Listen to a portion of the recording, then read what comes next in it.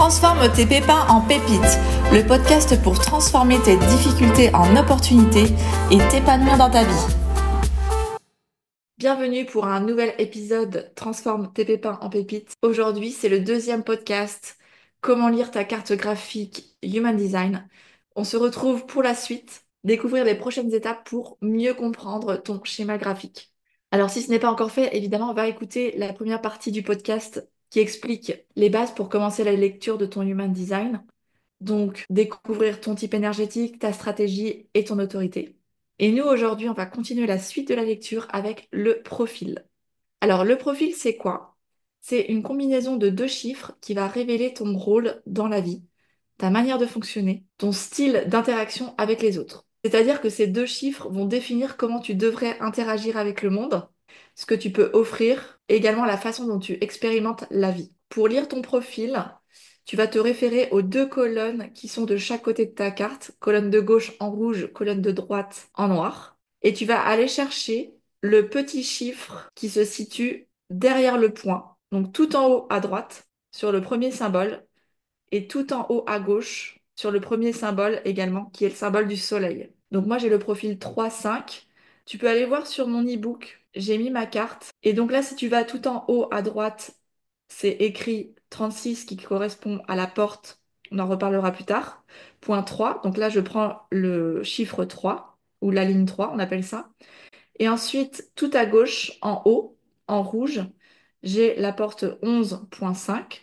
Donc, je vais prendre le numéro 5, la ligne 5. Et donc, on dit que j'ai le profil 3-5. Donc, chaque profil a un nom différent. Le premier chiffre en noir, il est situé du côté conscient. Ça montre plutôt ta façon de te percevoir et d'agir naturellement. Et le deuxième chiffre en rouge, il est situé sur le côté inconscient. Donc ça va montrer plutôt comment les autres te perçoivent et comment toi tu agis instinctivement. Chaque profil, c'est la combinaison de 2 lignes qui vont de 1 à 6 et qui vont définir ta manière d'interagir avec le monde et ton rôle dans la vie. Donc avec mon exemple du profil 3-5, eh bien ça veut dire que je combine les énergies des lignes 3 et 5. Alors la ligne 3, elle est appelée la ligne martyr, l'expérimentateur. Ça veut dire que j'explore la vie en testant par moi-même. J'ai besoin d'expérimenter, de tester, de me tromper pour ensuite en tirer des leçons et garder ce qui fonctionne et virer ce qui ne marche pas. Si on n'est pas conscient qu'on a la ligne 3, on peut avoir cette sensation de toujours faire des erreurs, se tromper, d'être nul, alors qu'on a vraiment besoin d'aller à tâtons, de tester, d'essayer des nouvelles choses, de remettre en question les systèmes pour garder ensuite ce qui est bon pour nous. Et avec la ligne 5, eh bien, ça veut dire qu'on est perçu comme une personne qui est capable d'apporter des solutions, des réponses concrètes, pragmatiques pour pouvoir améliorer la vie des autres. Souvent, avec la ligne 5, les autres vont venir naturellement à toi, chercher des solutions, des conseils universels, pratiques, pragmatiques. Donc, vous voyez, c'est exactement ce que je suis en train de faire, c'est-à-dire que j'expérimente, je teste ce qui marche ou pas, notamment avec le Human Design, et ensuite, je partage, je donne des solutions simples, pratiques, pour que les personnes puissent également utiliser cet outil dans leur quotidien. La même chose que j'ai dit dans le podcast numéro 1, si tu veux découvrir ton profil, eh bien, tu peux commander ton e-book personnalisé. J'ai fait des fiches techniques simples, pratico-pratiques, avec des conseils, des astuces, des exercices pour mieux intégrer ton Human Design, pour mieux t'aligner. Une fois que tu as vu ton profil, on continue et on va aller s'intéresser aux centres énergétiques.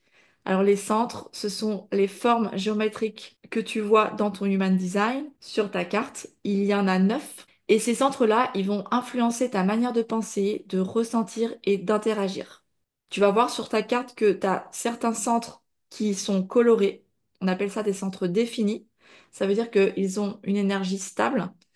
Et tu as aussi des centres qui sont blancs, qu'on appelle les centres non définis. Ça ne veut pas dire que tu n'as pas d'énergie ici, c'est juste que ton énergie, elle n'est pas constante et tu vas plutôt être influencé par l'extérieur. Tu vas également amplifier l'énergie de ceux qui ont ces centres colorés que toi, tu n'as pas. C'est pour ça que c'est super important de se concentrer sur l'énergie que tu as toi pour ne pas te laisser déstabiliser par l'extérieur. On est toujours en train de capter de l'énergie, que tu le veuilles ou non, que tu sois dans un environnement avec des personnes Et donc, on peut facilement se laisser absorber par l'énergie des autres. C'est pour ça que c'est très important de bien connaître nos propres énergies et d'apprendre à se reconnecter à nos propres centres pour pouvoir rester un maximum centré, ancré, aligné et respecter ta propre énergie. Et pour ça, tu peux te référer au premier podcast. Tu vas suivre ta stratégie et ton autorité.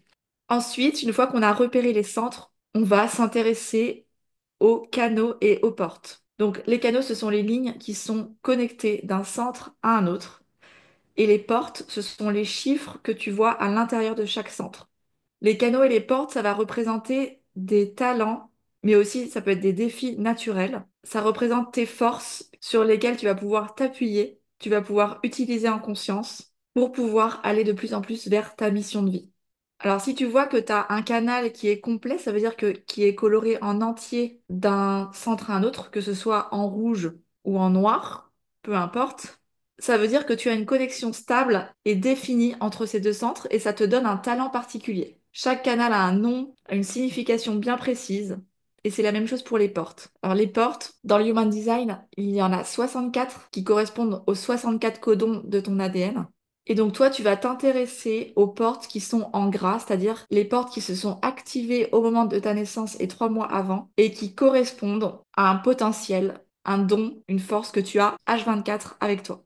Chaque porte, ça exprime une énergie unique, mais attention, cette énergie, elle peut se manifester de deux façons, soit de manière alignée, soit de manière désalignée. Quand tu es aligné avec ta porte, ça veut dire que tu vas exprimer ton plein potentiel, tu vas exprimer cette qualité, cette force, et donc l'énergie de cette porte, elle est fluide, elle est naturelle, qui va te permettre de te sentir épanoui, serein, en cohérence avec ce que tu fais, avec tes choix. Tu vas t'exprimer avec cette porte en haute fréquence. Tu peux retenir ici, c'est comme si tu utilises la lumière de cette porte. Mais tu peux aussi manifester cette porte de manière désalignée lorsque la peur, le doute, le conditionnement extérieur prennent le dessus. Du coup, ça crée des blocages, des schémas limitants et ça va influencer tes réactions, tes comportements, ta manière de voir le monde. Quand tu agis comme ça, tu es dans l'expression en basse fréquence de cette porte. Tu utilises cette porte dans l'ombre parce que, en fait, tu n'as pas encore travaillé, traité certaines peurs inconscientes ou peut-être conscientes qui sont cachées dans l'expression désalignée des portes. À chaque fois que je découvre une porte, je trouve ça fascinant, le détail, l'information qu'on peut y trouver à l'intérieur. Et d'ailleurs, j'ai décidé de faire des podcasts pour chaque porte. Donc, j'ai pas fini parce que déjà, j'ai pas encore commencé et j'en ai 64 à faire. Mais en tout cas, je veux que tu comprennes à quel point ça a un impact sur ta vie, sur tes relations, la façon dont tu utilises cette porte. Donc, reste bien à l'écoute parce que prochainement, le prochain podcast, ça va être sur la première porte. Et d'ailleurs, j'ai choisi de la faire sur ma porte principale qui s'est activée dans mon soleil. C'est la porte 36, la porte des crises émotionnelles. Je ne t'en dis pas plus, tu comprendras mieux au prochain épisode. Voilà, en tout cas, moi, c'est mon rôle d'aller t'aider à voir qu'est-ce qui est désaligné, quels sont encore les blocages, les peurs que tu as de manière consciente, inconsciente. Et grâce à l'art-thérapie, on peut avoir accès à l'inconscient et aller te libérer de ces blocages pour que tu puisses enfin diriger ta vie avec une énergie d'amour et non une énergie de peur. On n'a pas fini, on peut encore aller explorer plus loin. Dans l'Human Design, il y a la croix d'incarnation, c'est ton chemin de vie. Ça représente ton but de vie, ta mission que tu es venu accomplir sur Terre. Et donc, cette croix d'incarnation, eh bien, elle est déterminée par tes portes du soleil, donc les portes qui sont tout en haut, à gauche et à droite, en noir et en rouge, et tes portes de la Terre, celles qui sont juste en dessous. Donc, côté conscient et côté inconscient. Et pour comprendre ta mission de vie, eh bien, ça demande une analyse plus profonde, évidemment, personnalisée, individualisée. C'est ce que je propose dans mes accompagnements, une fois qu'on a pu comprendre tout le reste. Et on peut encore même aller plus loin, explorer, analyser chaque porte avec chaque ligne. Toujours si tu te réfères dans la colonne de droite et de gauche, on peut aller interpréter chaque porte avec chaque ligne et chaque planète. Et aussi, on peut aller analyser les variables. Les variables, ce sont les 4 flèches que tu vois de chaque côté du dessin au niveau de la tête. Et ces 4 flèches, en haut de ta carte, ça définit comment tu apprends, comment tu travailles, comment tu digères l'information, comment tu évolues dans ton environnement,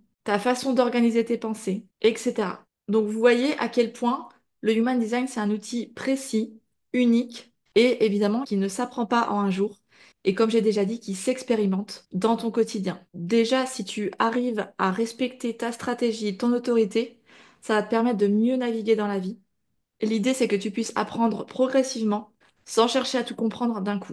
Après, si tu veux une analyse plus approfondie, parce que tu as compris la puissance de cet outil, tu as compris que ça pouvait t'aider au niveau de tes émotions, dans tes relations, dans la façon dont tu communiques, dans la façon dont tu fais tes choix, que ça te permet aussi de développer ton potentiel, d'apprendre à plus t'aimer, t'estimer, eh bien, tu peux cliquer sur mon lien dans la légende. Je propose différents formats, donc comme j'ai déjà dit, il y a les e-books personnalisés si tu veux avancer en autonomie. Il y a aussi des ateliers en petits groupes, ateliers d'art coaching, où je t'accompagne à libérer tes blocages. On a des sessions pratiques avec des exercices à mettre en place entre chaque atelier pour t'aider à avancer. Il y a aussi mes accompagnements individuels pour t'aider à aligner ta vie pro et perso, créer un business à ton image qui t'épanouit. Je t'invite à me contacter en message privé si tu veux qu'on en discute ensemble et de voir quelle est la façon la mieux pour t'accompagner. Mon objectif, c'est qu'un maximum de personnes connaissent le Human Design, puissent déjà avec des exercices simples l'appliquer dans leur quotidien, apprendre à mieux se connaître. Donc si tu veux soutenir mon désir ardent que cet outil soit universalisé, eh bien partage-le autour de toi. Tu peux aussi mettre un commentaire, en parler à tes proches. Revenir à soi, ça peut aider énormément de monde. Surtout aujourd'hui dans un contexte où beaucoup de personnes ne sont pas épanouies, ne s'aiment pas, ne savent pas quoi faire de leur vie, sont dans des relations conflictuelles difficiles. Un grand merci pour ton soutien, je te souhaite une très belle journée et à bientôt. Ciao ciao!